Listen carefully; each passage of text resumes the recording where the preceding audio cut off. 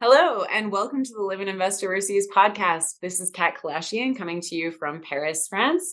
And I'm joined today by my good pal and longtime colleague living part-time in Mexico, still part-time a little bit in the US these days. But he is happily settled for much of the year in Mazatlan, Mexico, and has told us lots about that. But before you lived in Mexico, you lived in a laundry list of other countries, including Ecuador, which is what you are here to talk to us today a little bit about, because Ecuador made some kind of big changes to its residency program in the past year, 2 years. Is that right? Yeah, really. In fact, when I was researching to make sure I had the latest information for this discussion here, I was thinking back on my own permanent residency in Ecuador, and it was a total do-it-yourself job off internet research. And I was just telling Julie last night, I thought, how do we ever manage to get residency with my hokey translations and things that I did by myself at the consulate?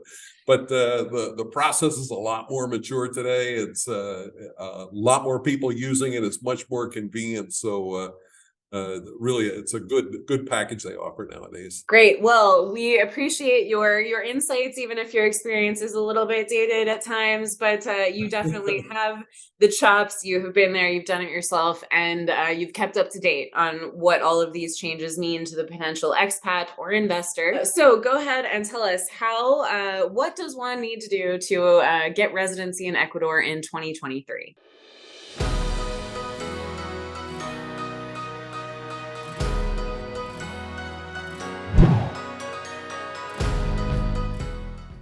Okay, great. And it's a good time for this too, because there are some recent changes that have clarified some things that have been up in the air for quite a while. First of all, I should mention why we're doing this video. I mean, why do we pick Ecuador? And the answer is that Ecuador is hugely popular. One of the largest expat communities out there is in Cuenca, Ecuador. Very popular. It's easy to get to. It's a low-cost destination. The big draw is a really low cost of living you'd experience there and low cost of properties. The other thing is the US dollar is the official currency of Ecuador. So all of the volatility that comes with exchange rates, for example, when I was in Uruguay, my cost of living almost doubled because the dollar fell during the time we were there. Now the dollar is at an all-time high, which is great for the people living in Uruguay.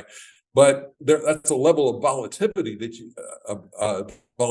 you have to plan for, and this takes it right off the table. The fact that the U.S. dollar is the official currency, the country's beauty and diversity is something that really keeps expats in Ecuador. You've got the Sierra, and I lived in a 15th century, 16th century colonial city up in the Andes, which was the big draw for me. But you also have the Oriente, which is the Amazon rainforest, the Galapagos Islands. I have friends that live out on Galapagos Islands, and the Ecuadorian coast is very popular. So you've got the four major regions, and unbelievable diversity and beauty in the country is what really keeps people in Ecuador. And what we're going to talk about today is an easy residency program and great retiree benefits for those over 65. One thing I want to say from the outset is that Ecuadorian residency is mostly intended for people who are going to live in Ecuador. And this is true in most countries, I guess, but not all. There are places where if what you want is a backup residency in a place where you rarely intend to go or you don't intend to live, then Ecuador probably won't be your best choice. For example, here in Mexico, where I am now, you can become a permanent resident, and there is no minimum time required to spend in the country to maintain that. You can get permanent residency and never come back for all intents and purposes. So that's good for a backup residency. Ecuador, if you were going to do that, it would require periodic maintenance and renewals. And so if that's all you intend to do, there are probably better options for you. But if you intend to live in Ecuador or spend significant time there, it's a great program. First of all, just a couple of highlights in a broad sense. Qualifications for Ecuadorian residency start at $1,350 a month. So that would be the most income requirement for most visas, $1,350 a month. Now, just put that into perspective. The average, I just checked a few minutes ago, as of today, the average Social Security retiree check is $1,676. So this is within the realm of the average, easily within the average Social Security check, or an investment of $45,000. We'll talk about those a little bit. The other thing that's new now and the implementing regulations that just came out is that Ecuador now offers a remote worker visa. So for digital nomads, and we'll talk about how to qualify for that. You get free importation of your household effects as a new resident. That's not new. It's been there for a while. Petrolatum with no quarantine. If you're a multi-country citizen, you may apply for residency using any one of your passports. And you may think that's kind of odd, but some countries, when they issue you a passport, have restrictions on what you can do with other acquired citizenships. So if you have more than one passport, you may have reason to choose one or the other. It's a big benefit that most countries don't offer. Health insurance is now required. Didn't used to be so back when I became a permanent resident, but health insurance is now required. Or you must opt into the Ecuadorian Social Security system, depending on where you are in the process. And the really strange thing that I can't believe, because I've never seen this anywhere else, is that as a permanent resident in Ecuador, you have the right to vote and hold public office. And this is something I haven't seen anywhere else in the world in a residency program. So what you want to do first is check out, if you haven't done it already, check out Ecuador as a tourist. On a tourist visa, you typically are granted 90 days. It's renewable one time for a maximum of 95 additional days. And you can stay basically 6 months checking out Ecuador, and just to know if it's for you. The other angle to this is that the normal way of obtaining residency in Ecuador is from in the country. So if you come in the country as a tourist and decide to obtain residency, that's the way you would normally start. You may wonder, do I really need residency at all? And well, I have two thoughts on that. One is that I always get residency if I can. An extra residency has never hurt anybody. There's no liability there. But the other thing that's a little more intangible here is that when you get your ID card, which in Latin America is typically called a cédula, you have access to everything that the country has to offer. You want to open bank accounts, make investments, get electric service, get your, cell phone, whatever. Once you have that ID card that's given to a resident, you're plugged into all that stuff. I mean, you were like really part of the club. If you don't have it, then sometimes you're not going to have access to what you want as a non-resident. There are other times where you're going to have to do some kind of workaround. Like they say, well, show me your cédula. And you say, well, I got my passport, let me talk to my supervisor. So everything is kind of a workaround if you don't have a cédula, and you'll find that when you get there. If you're really just a tourist, that's not going to be an inconvenience. If you're living there, it will be. So residency is well worth the effort. Just how the process works as an overview: you get a 2-year, most people start with a 2-year temporary residency. So you get a 2-year temporary residency. You can do one of two things with that temporary residency. You can renew it, and you can renew it indefinitely, at this time anyway, time after time. So you can just keep being a 2-year temporary resident if that's what you want to do. Or you can convert it into a permanent residency. In some cases, it's possible to go direct to permanent residency. And usually the cases like this are due to some kind of relationship, like you have a civil union or a marriage to an Ecuadorian citizen or a permanent resident, something like that. Usually jumping right to permanent residency involves a relationship type of visa, but it can be done in some cases. And then citizenship is possible in Ecuador after 2 or 3 years. So you start with a 2-year temporary, you can renew it indefinitely, or you can go permanent. If you go permanent for a period of time, you can become a citizen after 2 to 3 years. 3 years if you're doing it based on residency, 2 years if you're doing it based on marriage or some relationship to an Ecuadorian citizen. Now, a couple of ground rules, and I'm going to give you 4 things here that are really common to any kind of visa that you get in Ecuador. One is a background check, and almost every country, Kat and I did a report on this years ago on countries that do not require a background check. And we had four good options, one of which was in the EU, is how you could get residency without a background check. Well, three of those four are gone. And so background checks are very common. In Ecuador, you do require one. In case you're wondering, the one remaining place on our beat that does not require a background check that I know of is Mexico. So Colombia has now implemented background check as well. So Ecuadorian background check, just a couple of facts on that. If you are a convicted murderer, a rapist, or a kidnapper, then you will be turned down. So those are things they are not going to approve, even if you try to appeal or you have an excuse, a case that you could build around it. You may as well not apply. If you've been sentenced to more than 5 years at one time, that's grounds for turning you down as well. So if you served 5 years at different times, I guess that would be okay.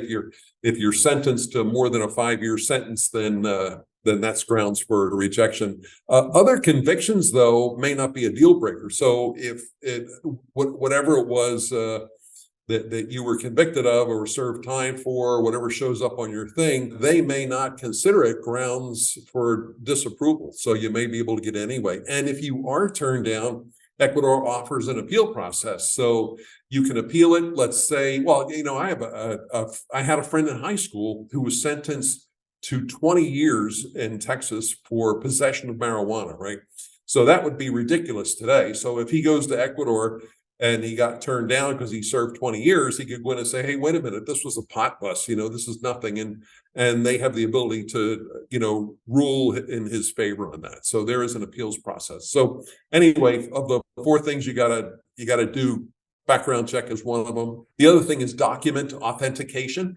So any document that you present that's from a foreign country has to be authenticated by its issuing authority. So in other words, if you have a marriage certificate from the state of Michigan, for example, it needs to be authenticated by the state of Michigan before you present it, and it's accepted in Ecuador. So that's true with any document that comes from the foreign country.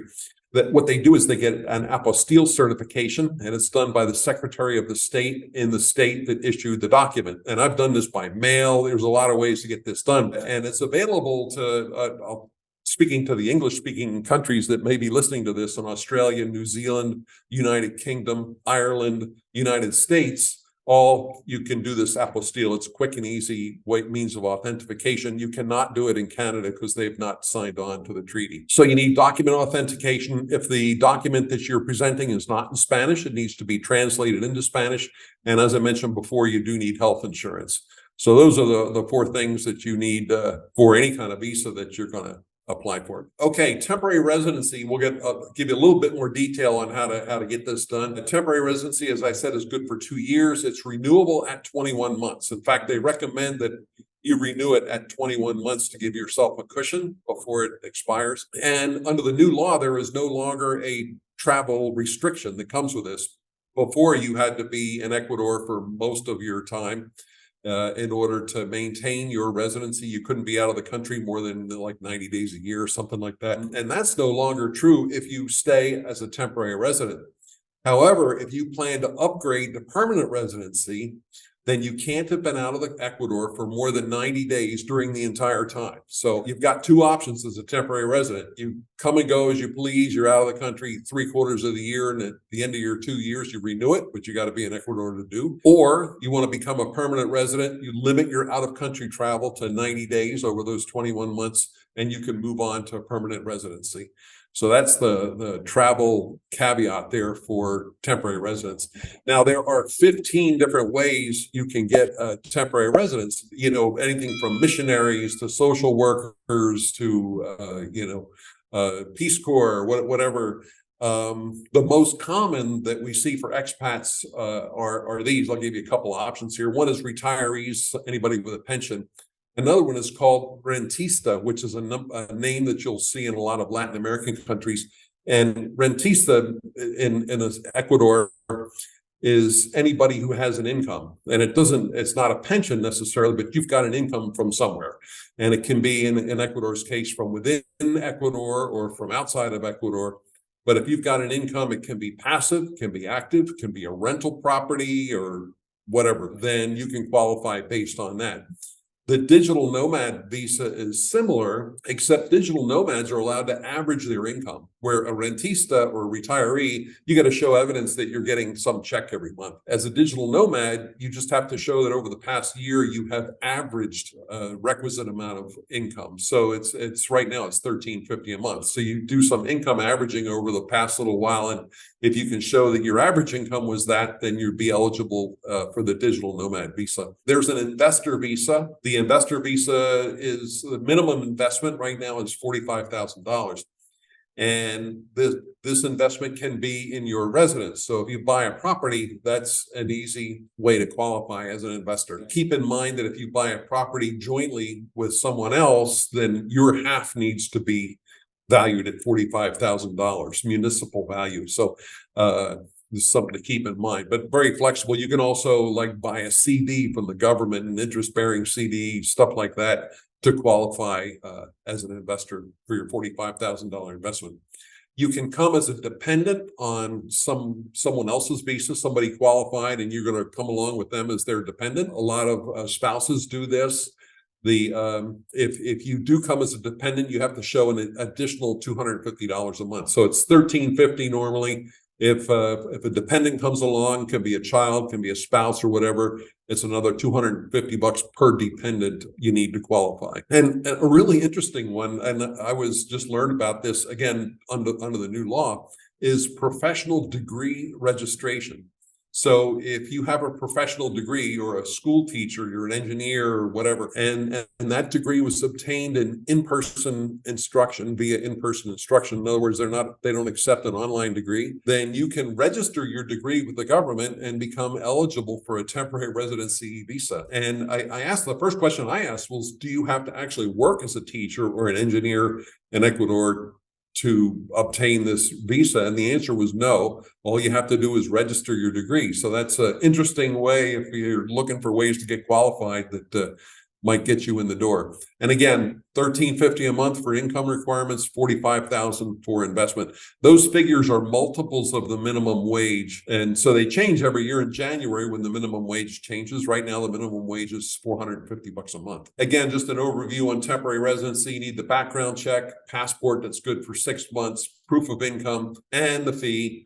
It costs $50 to apply, costs $400 for the temporary resident visa, and $200 for a dependent. Then these prices are half price. The visa fees, the $400 is half price if you are over 65 years old. So $50 to apply, $400 for the visa, $200 for dependent, half price over age 65.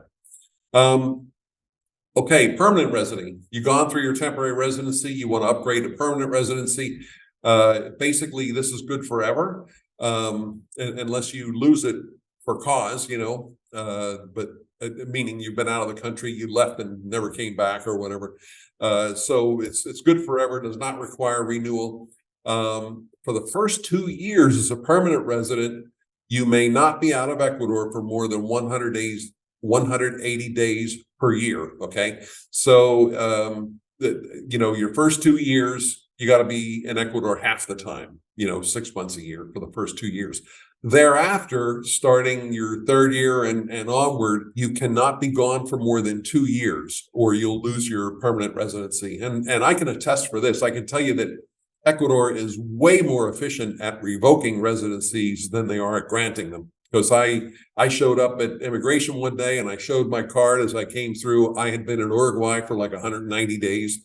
And they said, 190 days, welcome as a tourist. He stamped me with a tourist and revoked my residency in the same time it took everybody else to just walk through. So they're really good at they do keep track of how long you've been gone, and they're really good at revoking it when that happens. So anyway, but permanent residency, those are your travel restrictions. First 2 years, can't be out for more than 180 days per year.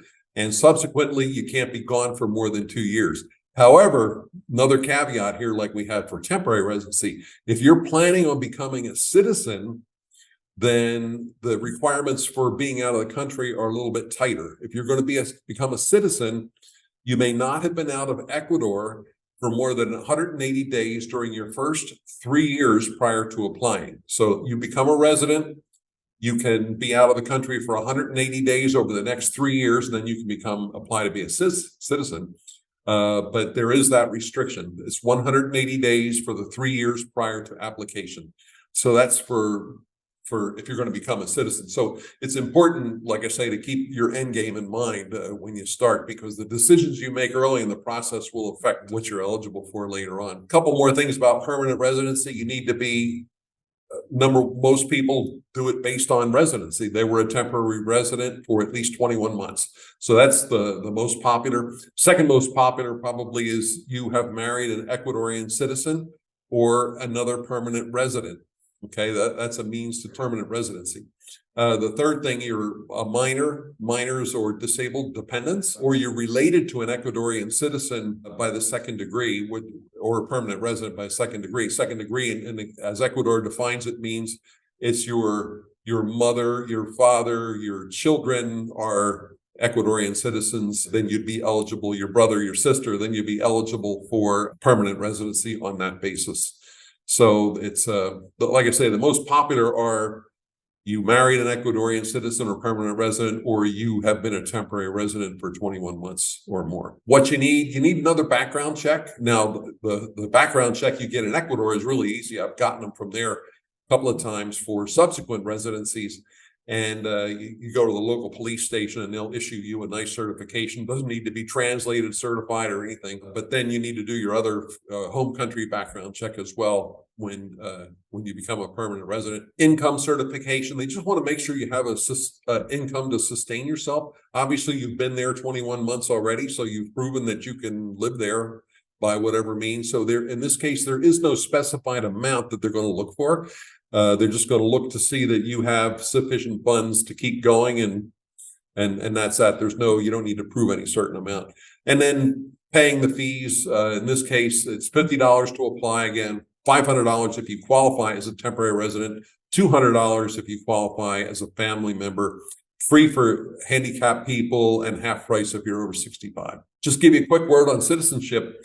Most expats qualify for citizenship by residency or by marriage. So like I had mentioned before, and I have a friend, Amy Prisco, who's over in Salinas. She's our real estate contact in Salinas. She went right through the process of permanent residency and citizenship, and she's one of the few people I know who just carried us right on through pretty much in as quickly as she could. So it can be done, but you need 3 years of residency, or 2 years if you qualify under marriage. So if you're there if you're qualifying based on having been a temporary resident, you need to have been in Ecuador 3 years or more, only 2 years if you qualify by marriage.